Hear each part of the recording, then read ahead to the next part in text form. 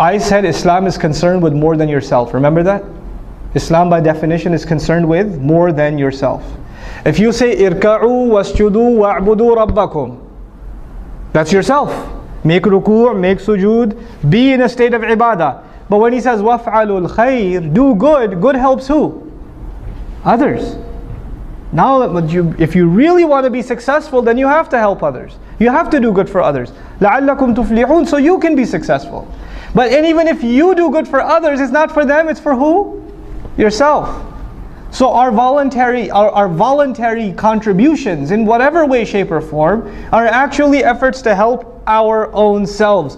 Don't ever, should I dare look back at a masjid that I gave time to, a program, a convention I helped put together, a check I wrote to the school or whatever, and say I helped them, I only help myself. And the moment I say I help them, it doesn't count for me anymore. I cannot go to Allah and say, Ya Allah, where's the money I gave?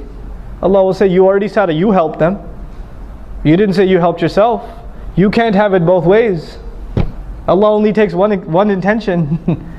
So if you're going to give, whether you give time, whether you give money, whether you give effort, whether you give suggestions, if you're going to give, you better only expect returns from Allah. You expect anything from anyone else, Allah doesn't like to share intentions.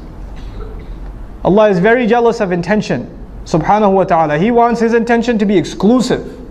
You try to put anybody else, yourself, some other agenda in that intention, is gone. It doesn't count for anything.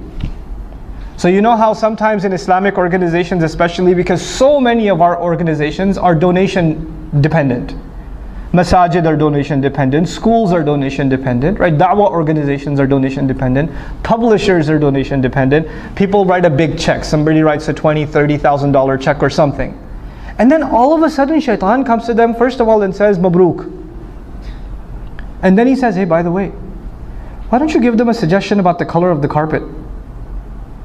I mean, after all, you wrote a big check. You should at least have some weight in your opinion. And so you go and you give a suggestion. You didn't give a suggestion before you wrote the check, but all of a sudden, now your opinion just got $30,000 heavier.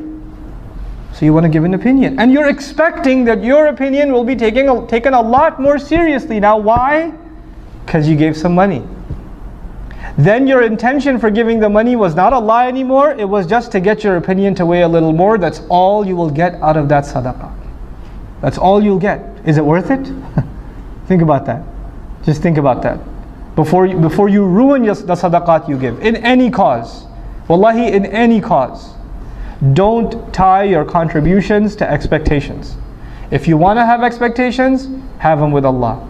Personally, when I ever write a sadaqah check, I just to remind myself, I just write a little word on top. Ma naqasa malum min sadaqatin. Mal never goes down by giving sadaqah. I remind myself who am I giving sadaqah to and which I'm actually depositing in my akhirah account. So I remind myself the withdrawal is going to happen after I go in the dirt. So I don't expect any withdrawals yet. You try to withdraw now, you won't get anything there. I want to make sure I get that across to all of you, inshallah ta'ala.